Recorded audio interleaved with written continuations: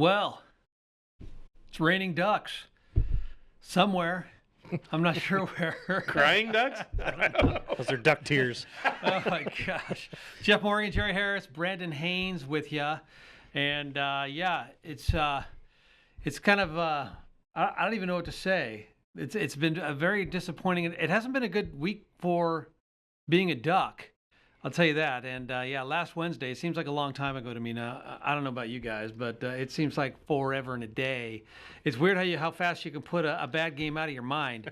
And I think that Duck fans pretty much wanted to do that like right away. And I think you almost have to take a step back and just going, what in the world happened in that first half? I mean, shoot, Rose Bowl Ducks, they go down 34-zip before they even sniffed getting any kind of points. And Brandon, you were there. I mean, what was that all about? What did it look like? A shellacking? Well, I understand a that, blitzkrieg? It was just... I will say that the Duck fans really showed out. It looked like it was maybe 55-45 Ohio State fans, which is the most Typical. I've ever seen for Duck fans. That's So it was, pretty big for the Ducks. yeah, the whole west side of the stadium was pretty much green. And, all the Ohio State fans before the game were fine. They were nice and cordial and all that. Again, it was mostly Oregon fans doing the tailgating, which seems like every Rose Bowl I've gone to. I think this is my fourth one now. It's all Duck fans out on the golf course. And then it's like, where'd all these fans come from? Well, we know they get bussed in. Yeah. Bust in, train, whatever. And then the game started. Everybody was excited. And then, bam! I was like, what the heck just happened? It felt like the defense wasn't prepared. Either it was Lapoy that wasn't prepared, the players weren't prepared. I don't know what happened, but it just looked like the tackling wasn't there. Mm-hmm. Johnson and Brandon Johnson and Tysheem Johnson were getting beat like they stole something, because there was a couple of plays where Jeremiah Smith was wide open. Wide open in the end zone. Johnson was missed the tackle on Tysheem Johnson, I think, or Emeka Egbuka for I think it was the second touchdown. Mm-hmm. Totally missed him. And So just saying, he's not the guy you want to lose in the defensive backfield. Jeremiah Yeah. You Smith. don't want him to get away and No. be wide open and all alone. Okay, yeah, copy. I think he was right when he said, "You guys want to play me man? Find out what happens." Well, the Ducks found out. That didn't seem like man to me. That seemed like they were in a zone. So they took him to heart, what he was saying, and they couldn't even do that. I don't even know what's going on there. Sorry, John. What happened? Oh, the timer wasn't going, but it's okay. Oh, okay, well, we don't even know where we are. And you know what? The Ducks didn't know where they were either, so I think we're right in the same boat. Oh, my gosh. So, yeah, they pretty much got destroyed. And I don't know if it was – people keep saying, well, geez, was it the time off that they had? They just weren't ready to go. I mean, when you have time off, you're just practicing against yourselves. Do you think it plays a part? Because that's what everybody's saying. Okay, so number 1 through number 4 lost. Whoever had a bye lost. So what do you think? That Ohio State defense was not the same as the Ohio State defense that we played back in October. They were fast. And we talked about this all the weeks leading up to it, how Tennessee wouldn't throw the out routes. Well, that seemed like that's all Oregon wanted to do, was throw to the sidelines. And they kind of got away from their identity of the jab, jab, jab, KO pass Right. over the middle. Didn't see that too often. And I would say this was probably Dylan Gabriel's worst game as a Duck. He looked I think it was coming at him too fast. I mean, he really looked out of sorts and couldn't do a doggone thing. And he got sacked, 8 times? 8 times, yep. Unbelievable. But again, I don't think that's necessarily his fault. Those defensive ends for Ohio State were coming in there really quick. Our offensive linemen were just not even ready to go. And I swear, this was a debacle for Dan Lanning, and it's just like, my gosh, what the heck happened? You go 13-0, you just think you're going to come in here and just kind of roll over Ohio State. That's not happening, and it didn't happen. And now Ohio State just, thanks to that, actually their last 2 games, they look like the best. They look like an NFL team for crying out loud. Yeah, they looked really good. And this is like what happened back in 2015 when the Ducks played Ohio State at bat down at AT&T. Almost same scenario. I want to be positive on this. So Okay, I'm good. going to turn this around a little bit and put a positive spin. I'm positive that they got their butts kicked. Okay, good. No, I wanted the game to be won on the field. I felt like it was. They just kicked our butts. They did. And Brandon and I were talking a little bit on the way over. Our offense kept pace with them until we put it away late, or didn't put them away. Our defense kind of held them off, and Dan Lenny's brilliance, whatever. However, we won that game, the last one, But this one, the offense to me just never was clicking until the second half. You just, woo. It was. I had to leave the room. I checked myself into a study, so I'm psychologically figuring out the outcomes of my football games and my mental acuity, mental psyche, my mood, my depression. I'm telling you what, I got to shave my lucky beard now. It ain't so lucky anymore. It's not lucky. That's an anomaly anyway. Well, two of the major players for Oregon's offense didn't play. Well, Evan Stewart didn't play at all. He got hurt three-game. And then Jordan James got hurt in the second quarter and never came back. Jordan James got the crap kicked out of him. I mean, I don't know who the linebacker was that just came out of nowhere, blindsided him, and just pummeled him. And that was a huge hit. And Ohio State was hitting very, very hard. James, that wasn't the only hit that he took. I mean, he just got popped all over the place in the first three series. So, I would have gone out too. I probably would have gone out after the first hit, because that was like a train coming, a locomotive, and just drilled him. They were chirpy and they had an edge in that first game. They took us behind the woodshed in this one. They were so intent on causing us some harm. Sawyer just ate us alive on the defensive line. That dude looked like he's, all pro in the NFL. I couldn't believe how they manhandled us. Just so weird. And it was not the Oregon team that we saw all year. It looked more like the first couple of games where the offensive line couldn't stop anybody, and Gabriel was out of sorts a little bit, and it was a butt kick. Oh no, it was very similar to those first two games. It was. So really. And you like you say, to your point, Jeff, you wonder if the layoff causes some rust, and you don't get that warm up game against a little bit lower seated of an opponent where you might be able to knock the rust off and get back into your rhythm and go play some of these other more elite teams. And Howard had a game of his life. By the way, I just want to mention our sponsors. I'm sure they're thrilled to be a Raining Duck sponsor right now. I know I'm thrilled to have them right now. Green Acres Landscape, G at Home, Advantage Heating, Air and Electrical, and Salem Capital. It was Salem Nissan. Now it's Capital Nissan. So Capital Salem Nissan. Why don't we just do that? Hopefully they don't get angry. And appreciate John Strow, Mid-Valley Media, putting this whole thing together for us all season long. Thank you, John. And so I don't even know what you say. So recruiting, anybody check that out? I mean, I'm not sure.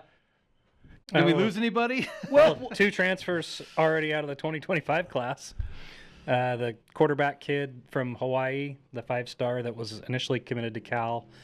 I think he saw the writing on the wall. He wanted to come in and start next year, and he was there for some of the Rose Bowl practices. He'd already enrolled and saw Dante and Novosad and just knew he wasn't starting. And I saw think 100% that was it on him. And I'm sure they told him, hey, we'll give you every opportunity to start, because he wanted to start early. And he comes in and he practiced for a week and said, nope, going somewhere else. Yeah. I don't blame the kid. No, I don't either. I'm like, people were killing him in the chat rooms and stuff, and I'm like, he's an 18-year-old kid that wants to play. He's not going to play in front of Dante Moore. And Cal their starting quarterback this last year, Mendoza, just transferred out. So that just opens the path right for him to get in there and compete to start. And I'm sure that you're right. I'm sure the coaches did say it's an open competition when Gabriel leaves. But you've got Novosad, you've got Moore, you've got Luke Moga, Akili Smith Jr. is also there. So you got a lot of good talent that you got to beat. We don't need a quarterback. No. And I don't even know why you even go to recruit a quarterback and waste a scholarship if there is one, or actually give away some money. But I think we've got a lot of holes that we have to fill, especially defensively, big time defensively, just based on what we saw. That was. Anyways, I can't just beat a dead horse. I mean, it just we did so much plug and play this year. I mean, look at the amount of guys through the transfer portal that we got in there this year. I mean, our entire defense was littered with it, right? Yeah. you look at that going forward, though. We've got a pretty good bench. We've brought in a lot of talent, and now you just hope to keep that talent in house, Right. before they get disillusioned and leave. You still got to plug a few holes, and we went out and got 5 guys out of the transfer portal so far in the early season. A great safety out of Purdue. We got a cornerback out of Northwestern. That seems weird. A great safety out of Purdue. Did you see Purdue this year? I did see Purdue, and he showed on the field, though. Oh, he was did. the only guy. The only guy that did. Oh, look, that guy's pretty Okay, good. so he must have had the most tackles of anybody on that Purdue defense because they were awful. He was a 3-star guy, just like his brother. He was a Purdue legacy. His dad played there. His brother played there. His brother's in the NFL now, and he, apparently the lineage didn't, trick anybody to say, hey, this guy's probably better than that. But he's the real deal. I that like guy's the way gonna be they good. describe him as he brings his lunch pail to practice. He's the first one there, practices hard, watches film, the last one to leave. That I can get on board with. And I didn't say his name because I couldn't pronounce it, but it's Thielemann or I think something like it's that. Thieneman. Yeah, something like that. Starts with a TH. Yeah. Oh my gosh! So what do we got coming up later this week? We've got Ohio State taking on Texas. I think that I don't know. Is that going to be a good game? I mean, we saw Texas taking on ASU. Looked like they were dominating. All of a sudden, ASU Scatterbo. I mean, that kid is sick. I don't think so. Unreal. I think when we talked about it last week, whoever won this last game, that's going to be your national champion. Well, the way Ohio State looks, and if Howard keeps playing the way that he is at quarterback, there is no way he's throwing and dropping those things into the breadbasket and on a dime. You can't beat that. You can't. You really can't. Who did Texas beat this year? Nobody. They didn't beat Georgia, They beat Arizona State. Oklahoma. 6-6 Oklahoma. I don't think they really beat beat- Michigan in the first game of the year. Maybe I don't see them. No, I don't see him putting up a beating. fight against Ohio I think State. it's got to be Really at least don't. a 17-point win for if Ohio State plays the way they did, if their defense plays the way that they did, because the Texas offense is not that great. Their defense, I think, is solid, but I think that Ohio State is so fast. You think about how much the SEC was chirping. They should have had Alabama in there. They should have had South Carolina in it. How did those two guys fare in bowl games? Not so well. But I think it just shows out that the SEC, it was a down year for the SEC. Will the SEC be back? Of course they will. But they had a down year. All of that goodwill that they had from years past, it was out the window this year, rightfully so. I don't have any problem at all whatsoever with the teams that got in. And all the chirping that was going on. Did they need to do some reseeding? We sure would have liked to have played somebody out of Ohio State. At least a game before we had to go against that juggernaut again. That would have been a big deal. I still don't think we beat them again. No. But had we played another game in between that was one of these lesser teams that, allowed Texas to move on. And anyway. I say you do away with the conference champions. You do away with them getting the buys. It's the top 4 teams. Agreed. They get the buys based on the AP or coaches poll. So that'll be your top 4. And then you just guarantee the conference champions, you get a spot. You get in. But you're not guaranteed a buy, which after this year, I don't think anybody They wants a should buy. be in the top 12 anyways. Don't you feel like it should be like the top 16 and just have everybody play and play it out? No, top 8. I like Top 8? Well, had we not had this system, it had been, the Ducks versus Georgia, in the old first BCS iteration or whatever, where BCS went to 4, right? So who would we have played in that situation? It probably would have been in Ohio State at number 4. Or would No, they have been no, at it would have number been. 3? It would. Oh no, they wouldn't have. Would have been Notre Dame. because they lost, so they would have been out. Would have been Penn State. Yeah, Notre Dame and Penn State. No, because Penn State went down because we beat them in the championship game. So I don't know, but we're gonna have to take a break. We'll come back. We'll think about that for a minute. Raining Ducks right here. We'll be back after this. Let me ask you a question. Do you have knee, hip, back, or shoulder pain? Do you hurt just going up and down stairs or getting in and out of your car? What if I told you there was a solution? One that requires no surgery and no downtime. I couldn't even run 10 steps, without having pain. Feel results within days. Contact us today and find out if regenerative medicine is right for you. This could be the first step towards a new and pain-free you.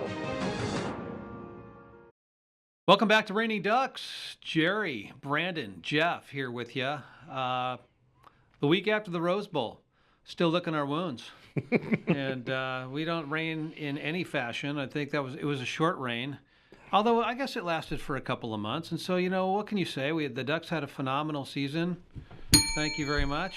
And what can you say about that? 13-0 coming in, and then you just get your butt kicked. But let's go back to our conversation that we had before. Brought to you by Capital Nissan. So I'm kind of disappointed seeing it now because it's SEC bias all over again. Texas was number 4, so it was Oregon, Georgia, Notre Dame, and Texas. So in the old system, though, we'd have been really happy to play Texas. Georgia would have been playing Notre Dame, so we'd be playing Notre Dame in the national championship now had it been the old system. Yep. I don't want to go back there. I want to keep going forward. And it's there's so much about matchups in this. Ohio State was not a second good matchup for us. I want them at home again.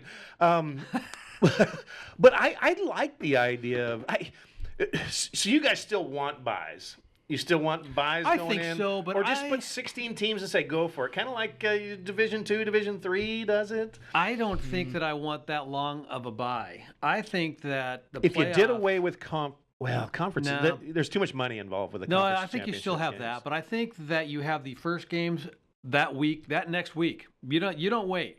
That next week, and then so the winners that do get a bye, it's only a 2-week bye. So you get rested, you're still in your rhythm. That way you're not just getting hosed. And so then I think that you can go to another 10 days of rest, whatever that is, or maybe you even go to the New Year's Day bowl games, and then you have your national championship again like 10 days later on January 10th. Whatever, because now you're getting into the NFL football playoffs and everything's all screwed up. But, now you've got games, Thursday night, Friday night, national championship on, what is it? Is that Inauguration Day or Martin Luther King Day? Maybe it's the both. 20th. It's MLK Day. So, yeah, we got those two and National Championship Day. So, yeah, a lot going on. I would like to see them do away with the bowl games being the quarterfinals and make the first 2 rounds home games for the top, 8 seeds. That. Yes. And then your semifinal is the Rose, the Peach, the Cotton. Let that be. And that solves a lot of problems, too, because the Rose Bowl was like, we're played on New Year's Day, and they wanted no part of doing any other type of thing. So that solves that problem, too. I'd love to see that week and out. that gets the fans, you get to watch a home game, then you get to travel to that game, and there's not a whole lot of... This is too much traveling. Yeah. I mean, really it is. Brandon, how do you feel about the travel? I'm feeling pretty good about not going right now. That's right. You know what? I played golf on Thursday in 75-degree weather in a course that wasn't slogging around in mud. So I feel pretty good about it. How did you think about it? Was Latte Harris? To Harris Creek, yeah. It was beautiful. Yeah. Yeah, they Great had course. overseeded at the end of October their fairways and tee boxes, and it was just lush green grass. Played there like 30 years ago. So the greens were diabolical, but the course itself was in fantastic shape. Yeah. So good. I'm glad you had a good time. Yeah. Okay. So we got that under our belt. And where do we go from here? What would you think of the other games, though? Just looking across the landscape and stuff. I tell you what, I wanted to shut it down. I'm not kidding. I think I was clinically depressed after that game. I didn't want to watch football at all. But I really enjoyed the Penn State Boise State game beforehand. I thought that was a competitive game. I thought that Boise State showed out a little bit, but they were just outmatched by Penn State. I think it's kind of like we talked about all year with the elite teams, and we kind of talked about it earlier. You get to be elite like Georgia and Alabama and Texas by stacking recruiting classes. You don't just get the number 3 class last year and you're going to be great. You get the number 3 class 3-4 years in a row, and you plug a few transfers in there, and then you'll be elite. And I think the Ducks aren't quite there yet. I mean, this is Lanning's 3rd year only. He had the 7 class his first year, 3rd last year, 3rd this year, depending on which recruiting service you look at. And you're going to have to bring some of those upperclassmen in to fill some of those holes before those new guys can get acclimated to college. We had a darn good year. 13-0. Had a great year. We still got 2 teams that we beat that are still alive in Penn State and Ohio State. Had we not gone up against that juggernaut, we may have 3 Big Ten teams in this Final Four. So everybody was saying that we got hosed right when the whole bracket came out. Yes. Because Ohio State. I mean, that's a tough opponent. Everybody knew that it was going to be. Who knows what happened in the Michigan game? They just flat out didn't show up. Kind of like, and you're going to have a game like that. And so the next team to not show up was the Ducks. Yeah, that's for sure. It just is what it is. But back to Boise State, I thought, they were outmatched on the offensive and defensive lines, really, because Jonte just could not run the football. Yeah, he got over 100 yards, but most of that was in garbage time, or not most of it, but I mean, he had 94 yards with about 7 minutes left to go in the game, and they just handed him the ball just so he could get over 100 yards and be the second team to get 100 yards on Penn State. I don't know. But then you've got Penn State going up against Notre Dame, and Notre Dame look good. I thought Notre Dame looked really good, and I give them a lot more credit now than I did earlier on in the year, because there's a lot of military schools that they played and that sort of stuff, and that always is kind of the thing. And they play that independent schedule that sometimes it hits, sometimes it misses, but they look dang good. I tell you what, I was just watching. What's the coach's name? Freeman? Marcus Freeman. Marcus Freeman. I tell you what, I like that guy. He's so calm. He's so cool. I'm like, come on, show a little bit of emotion. But man, he was really cool that whole time. I actually came away going, this Notre Dame team's pretty impressive. They only had one loss during the season, and it was to the worst team that you could possibly imagine, Northern Illinois. Right. And then they came back and they ran the Is that the table. Salukis? No, I think that's Southern Illinois. Yeah, those Salukis. They had that great basketball team back in the day. They were good. But Notre Dame and Penn State. So I think that's actually a really good ball game. And I think the Ohio State-Texas game, they may get blown out. By the way, just want to mention our sponsors once again, Green Acres Landscape, GA at Home, Advantage Heating and Air and Electrical, Capital Nissan, Mid-Valley Media, John Stroud putting this whole thing together with us, and Full Access Sport with Nisha Stroud. I got it, man. Nisha. All right. Appreciate her. If you, Full Access Sports, if you want anything to do with, if you want to know anything about sports here locally, I would just go there and go to their website, fullaccessports.com. Is that right? Okay, you can do that. Or Google it. It's good stuff. All right, so... yeah, Texas and Ohio State. I almost can't wait to see Sark just get beat up, because I've never liked that guy. I mean, he was at SC and he did some stuff down there, got kicked out of there, and then went to Washington. Really didn't like him there. And so then he went and coached with Nick Saban for a little while at Alabama before he got this job at Texas. So the Nick Saban School of Rehabilitated Coaches. No doubt. Here, come on in. It's almost like his VRBO commercials, Alabama rehab clinic. Okay. Yeah. Hey, it's $2.55. Yeah, your reservation's at 3. So I got to tell you, that's one of my favorite commercials. Is that what he's doing now? I don't know. Did you see Joel Klatt talking about the Ducks seating, though? Did you see some of that? He thought that Nick was Saban horrible. said it too, but Joel Klatt said it really good, because he was talking about. He says, you know what? Dan Lanning won't say anything about it. Dan Lanning will take the high road and stuff like that, but I'm going to say it for him. And then he really got on the soapbox and talked about it. And he just laid it all out really well, exactly what we're all thinking. That's and right. Everything else. I mean, that was Dan Lanning. I like that he won't say it. I really like that he just owned it. Said didn't prepare the team well enough, and kind of left it at that. From what I saw. But I like the fact that everybody else sees that and now is bringing it out. It's we keep our. It's about us. Yeah. FIBU. Yeah. Yeah, it's too bad we didn't see a Duck versus them on that one. I hope we don't. Yeah, I hope we don't. I did a little bit of the rewatch today and was like, oh, God. I forgot about all this. Yeah, it wasn't pretty. I mean, it was over with 8 minutes left to go in the first quarter, and it was men against boys at that point. I mean, they kind of got themselves together a little bit, but I think obviously it was over at 34-0. Yeah. If they could have scored again, if they could have scored at the beginning, their first possession of the third quarter, and then scored again and gotten 21, 22 points right there, you got 34-22. I mean, then you got a ball game a little bit. So if you can just weather the storm, and that was a huge storm. That was like a tornado, a hurricane. Super hard pill to swallow, being that out physical. Mm-hmm. That was the thing that blew my mind the most is just how much bigger, stronger, faster they looked. And I'm just like, what is going on with us? I mean, I had to leave the main room and go sulk in the other room watching the TV. You didn't even show up. No, I wasn't going to because it was over and you were late anyways. But it doesn't matter. A little bit.